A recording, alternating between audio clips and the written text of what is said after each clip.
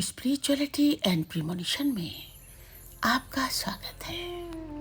हरे Krishna. Channel से जुड़े सदस्यों का आभार और नए मेहमानों का स्वागत करती हूँ। दोस्तों, आज का ये वीडियो मकर राशि 18 साल बाद केतु का रहस्यमयी जागरण, मिस्टिकल अवेकनिंग आफ्टर 18 इयर्स आपके सामने प्रस्तुत कर रही हूँ। ये कोई साधारण गोचर नहीं है। After a long gap of 18 years, Ketu is going to enter its own nakshatra Magha on 29 मार्च 2026। 18 वर्षों के लंबे अंतराल के बाद केतु अपने ही नक्षत्र मघा में प्रवेश करने जा रहा है। जब कोई ग्रह अपने स्वनक्षत्र ओन स्टार में आता है तो उसकी ऊर्जा कई गुना बढ़ जाती है। वो ग्रह केवल फल नहीं देता, वो अपनी मूल शक्ति कोर फ्रीक्वेंसी को जागृत करता है। It activates its core frequency. और जब ये ग्रह केतु हो तो परिणाम केवल भौतिक नहीं बल्कि अदृश्य आध्यात्मिक और कार्मिक स्तर पर प्रकट होते हैं। केतु शरीर की गहराई में चलने वाली शक्ति, the force that moves with in the body. Rahu और केतु केवल छाया ग्रह नहीं है, ये कर्म के दो ध्रुव हैं। राहु मस्तिष्क में बैठकर इच्छाओं को बढ़ाता है, केतु शरीर में उतरकर आपको अंदर से बदलता है। केतु सोच नहीं सकता, वो अस्तित्व बदलता है। Ketu does not change your thinking, it changes your very existence.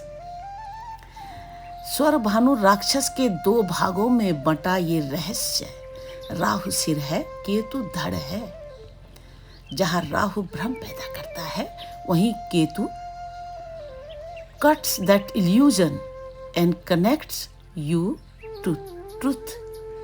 Ketu उस भ्रम को काट कर सत्य से मिलाता है।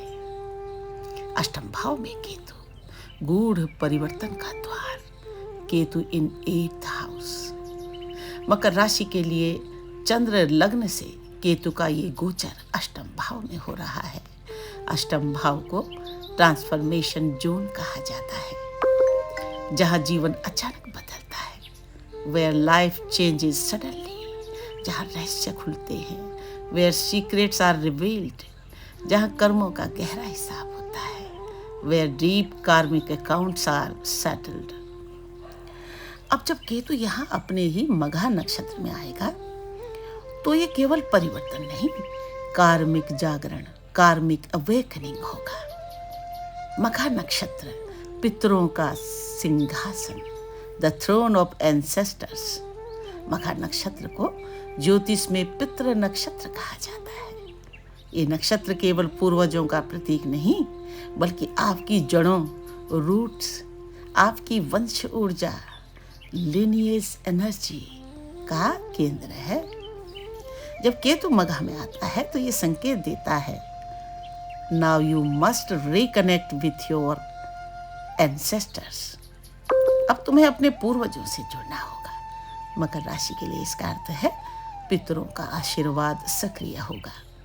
अचानक जीवन में ऐसे अवसर आएंगे जो समझ से परे होंगे। परिवार के पुराने विवाद सुलझ सकते हैं। ओल्ड फैमिली डिस्प्यूट्स में रिजॉल्व।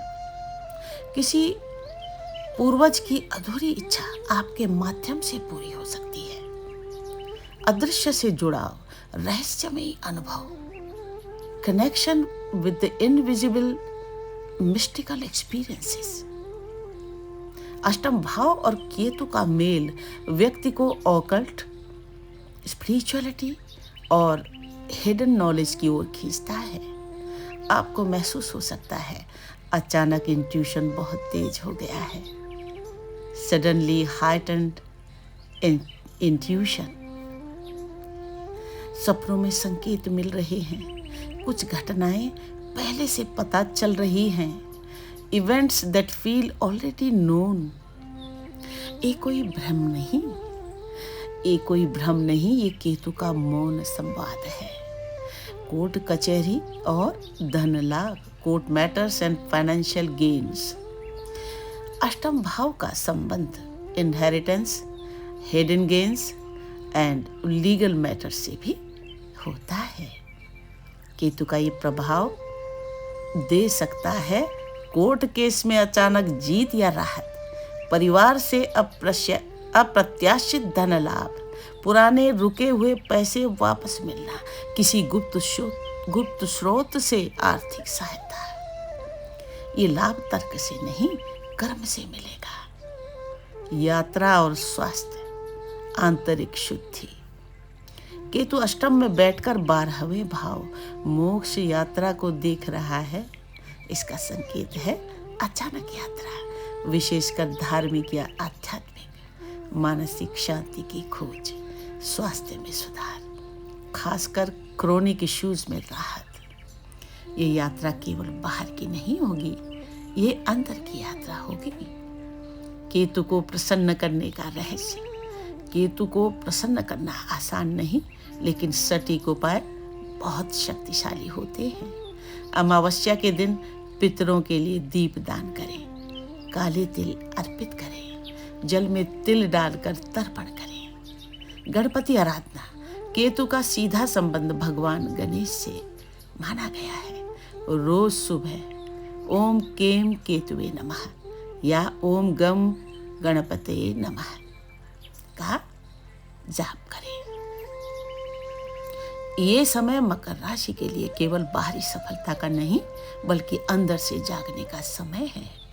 पितरों का आशीर्वाद मिलेगा, रहस्यमय घटनाएं जीवन बदलेंगी, धन और कोर्ट मामलों में लाभ संभव, आध्यात्मिक शक्ति बढ़ेगी। लेकिन याद रखें, केतु आपको वो नहीं देगा जो आप चाहते हैं। It will give you what your soul needs.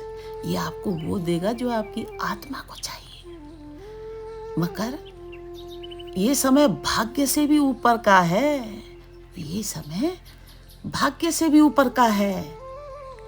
Capricorn, this is beyond luck.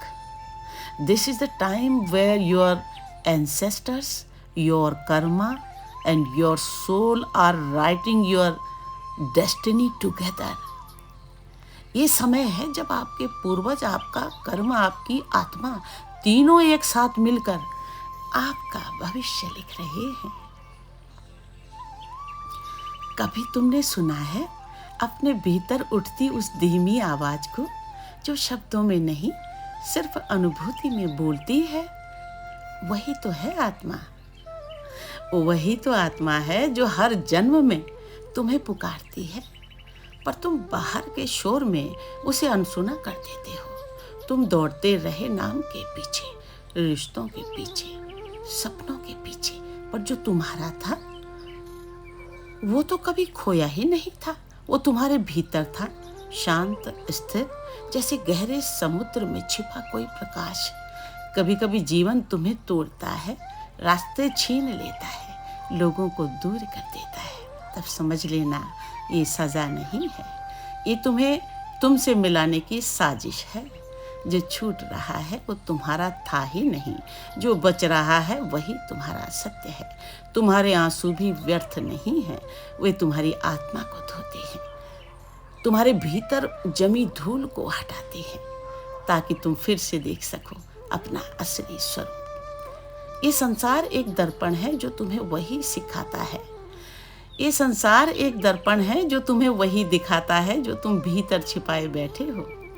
अगर भीतर डर है तो दुनिया डरावनी लगेगी।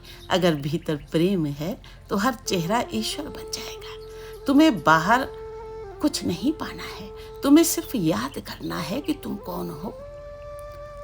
तुम वो नहीं हो जो दुनिया कहती है। तुम वो भी नहीं जो तुम सोचते हो, तुम उससे भी गहरे हो। एक अनंत शांति, एक अटूट प्रकाश। जब तुम रुक जाओगे, जब सब कुछ छोड़ दोगे, जब भीतर की खामोशी को सुनोगे, तब तुम्हें एहसास होगा कि जिसे तुम खोज रहे थे वो कभी खोया ही नहीं था। तुम ही साधक हो, तुम ही साधना हो, और तुम ही वो सत्य हो जिसे पाने के लिए तुम जन्मों से भटक रहे हो। अब रुक जाओ, अब अपने भीतर उतर जाओ। वहीं तुम्हारा ईश्वर बैठा है, वहीं तुम्हारा ईश्वर बैठा है। कृष्णाय वासुदेवाय हरये परमात्मने प्रणतः क्लेशनाशाय गोविंदाय नमो नमः। ओम।